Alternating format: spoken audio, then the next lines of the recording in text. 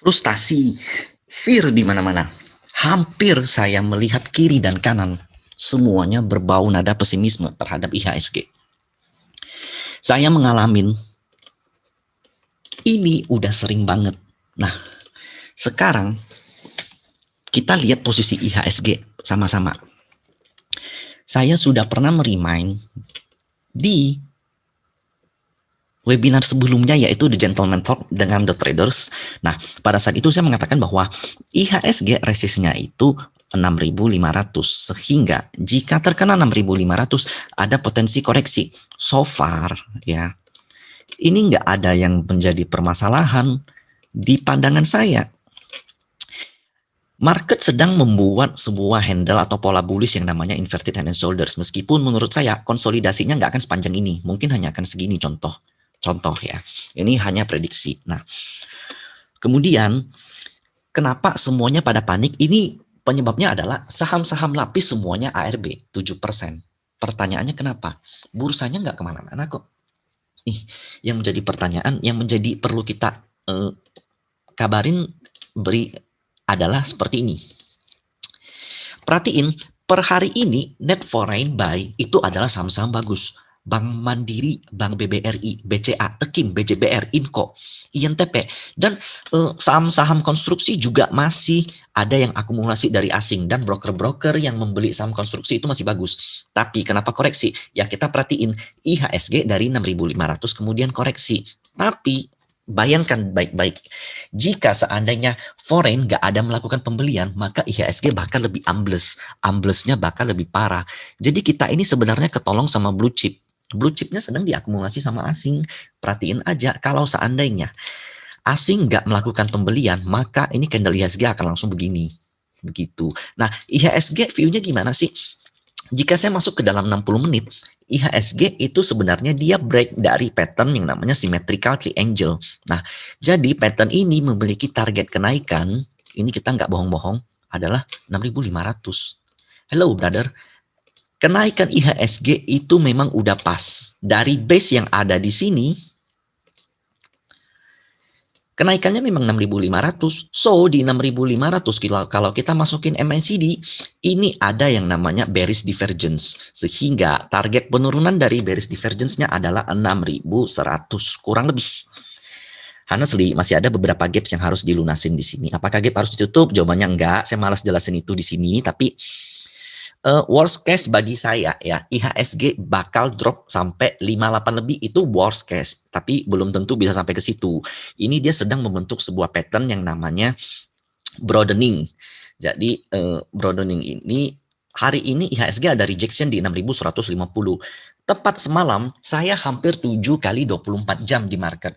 Karena market seperti ini, di video saya sebelumnya udah saya jelasin mengenai margin call.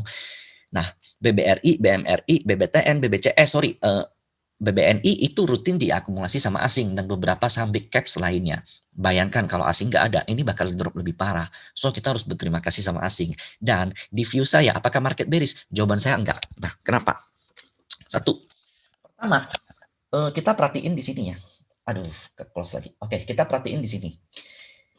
Kalau kalian pada ingat, pada saat saya masih aktif di Stockbit, saya masih merekomendasikan bahwa IHSG bullish di sini. Saya ditentang ratusan orang.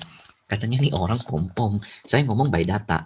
Padahal pada saat itu ya, pada saat itu bayangkan dari 5.300 ke 4.800 itu koreksi berapa persen? 53 ke 48, berarti 500 poin. Sementara ini baru berapa poin? Bayangin. Nah, saat itu ya,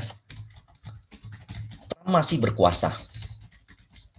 Masih ada kekhawatiran bahwa jika Trump yang kembali memenangkan election di US, maka dana akan semakin berkumpul di US karena volatilitas juga semakin tinggi. Saat itu juga masih kurang lebih trade war, meskipun agak menipis. Saat itu juga rate corona masih tinggi. Vaksin belum datang. GDP Q3 belum keluar, itu yang ditakut-takutkan orang. PDB juga belum, sama. Nah, jadi LK Q3 bahkan belum keluar, tapi saya masih merekomendasikan bullish. Kenapa?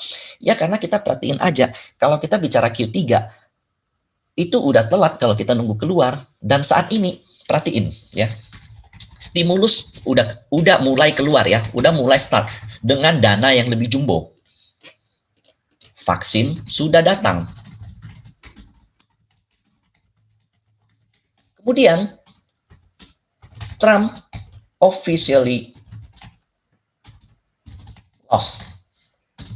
Biden officially win. Sehingga dana akan lari ke emerging market. Nah, kemudian kenapa market masih turun? If we thought ya, ini sudah price in. Perhatiin SWF. Harganya udah naik bagger berapa? Sehingga dia perlu rest. Apakah SWF sudah habis? In my opinion, no. Kita hanya perlu rest karena pada saat ini konstruksi sedang menuju resist dan konstruksi juga betanya lumayan gede, korelasinya dengan IHSG tinggi, sehingga IHSG ketika kena 6.500 dia koreksi wajar banget. Prediksi saya koreksinya itu bisa sampai 6.100. Nah, saya kasih bukti percakapan saya di grup Sukor ini. Saya mengatakan seperti ini. Begini. Ini let's see ya. IHSG jika mencapai target penurunan 6.100, 6.000 dan 5.800 itu udah worst case. Sampai 57XX masih oke. Nanti saya jelasin. Berdasarkan pengalaman saya, ini nggak akan kalian temukan dimanapun. Saya udah cukup lama di market dan berdasarkan pengalaman saya, jika IHSG mencapai target 6.100, area ini tiba-tiba media memboost sesuatu yang berbau euforia, optimisme, fear saat itu tiba-tiba akan berubah menjadi greed. Berita-berita lama yang menjadi katalis kembali dikeluarkan. Jadi katalis di market sebenarnya itu nggak itu. Investasi Omnibus Law, pajak dividen, upgrade rating, PEN, pemulihan ekonomi nasional, stimulus, dan lain-lain lah kebijakan dari pemerintah atau dari global. Nggak akan ada yang beda, dolar, penguatan dolar, segala macam. Sementara sekarang yang dimainkan adalah fear. Kenapa? Sorry to say, karena market maker memang sedang ingin membeli di bawah. Market always like that. They show you some psychologist play. Jangan pernah mau masukkan. Don't put your emotion in market. Karena itu bisa mempengaruhi hasil trading kamu. Ini yang saya ucapkan. Saya hampir kalah sama 2.000 orang di grup. Karena mereka fear-nya bukan main. So, arahan saya adalah risk case. Tanpa berita BPJS, tanpa berita margin call, tanpa berita lain-lain yang harus diada-adain, market memang harus koreksi. Dari 6.500 untuk menuju all time high memang harus koreksi. Perhatiin aja chart IHSG yang udah ngebutnya terlalu parah. Tanpa base lagi. Base kita itu terakhir di 6.100 dan 6.000. Sehingga saya mengatakan bakal ada koreksi ke 6.100. Dan ketika menyentuh target, saya mengatakan bahwa media akan memunculkan sesuatu yang berbau euforia. Nah, sekarang kita perhatiin pergerakan IHSG. Today,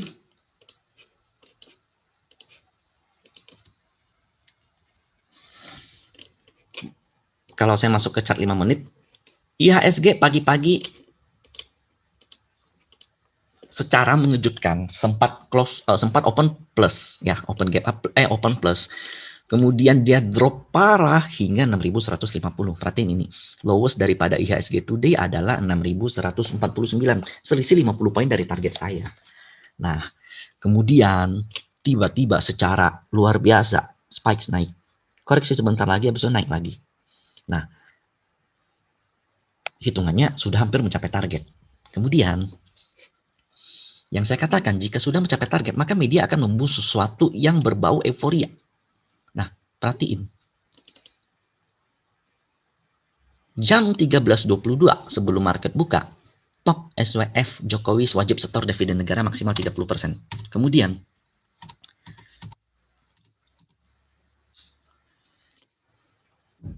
jam 12, hampir jam 12, CNBC mempost bangkit. Realisasi investasi RI positif lagi di Q4 2020. Kenapa ini nggak keluarnya dari kemarin sih? Kenapa nggak keluar dari Sabtu? Kenapa nggak keluar dari Senin? Atau kenapa nggak keluar di pagi-pagi sebelum market open? Kenapa harus jam 11.49? Jangan tanya sama saya udah prediksikan hal itu.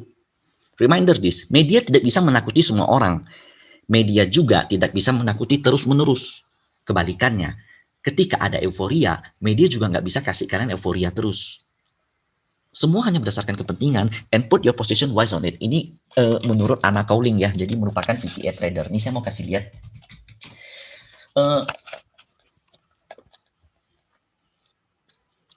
beberapa hal yang lucu yang terjadi.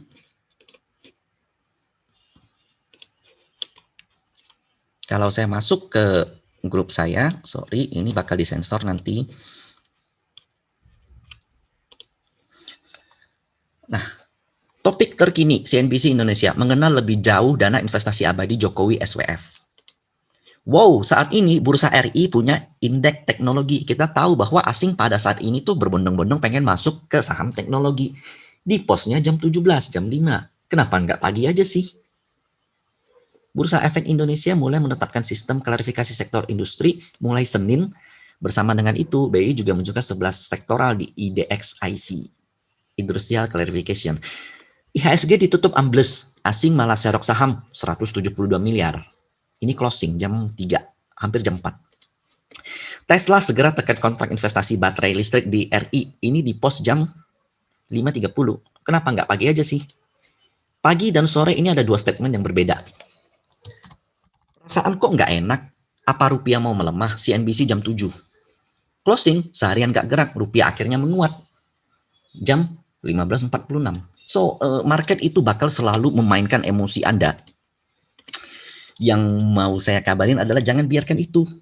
Dan perhatikan saja pergerakan big player kemana. Nah, saat ini IHSG dia punya base adalah 6.000. Jika sampai 6.000 kemungkinan ada sedikit dead cat bounce. Akan ada pantulan sebentar. Di sini honestly ini ada gaps yang masih jadi hutang. Ada di 58XX. Kemudian di sini ada kecil banget di sini. I'm not sure bisa ke sini. Sebentar ya. High 5736, low 5734. Oh, berarti nggak ada. Sorry, di sini ada gaps kecil. Eventually ini udah terlalu dalam, nggak on track lagi. Nah, sebenarnya, nah begini. Jika IHSG membentuk pattern head and shoulders, kalian mesti prepare aja. Apakah bursa bearish? Enggak, 2021 itu bullish. Hanya ketika menuju titik all time high, itu bakal mesti drop dulu. Karena semua stimulus sudah dikeluarin, semua berita-berita bagus sudah price in, sehingga kita perlu mencari katalis baru. Ingat, Omnibus Law itu panjang, game changer untuk tahun ini. Karena Omnibus Law itu kan mempengaruhi semua sektor, hampir semua sektor. Jika ini inverted hand shoulders, maka target penurunan dari IHSG ini kan hanya berandai-andai jika adalah di areal awal bullishnya di pola cup and handle-nya sebelum kita bullish. Tapi saya nggak berharap seperti itu. Saya berharap tertahan di 6.000 atau 5.800. Saya sendiri nggak yakin dengan analisa yang ini, meskipun gambarnya mirip. Jadi saya hapus saja. Kalau saya tarik Fibonacci dari bawah sampai atas, tuh dia juga cocok match di 5.500-an gitu. Jadi so far ini adalah area demand.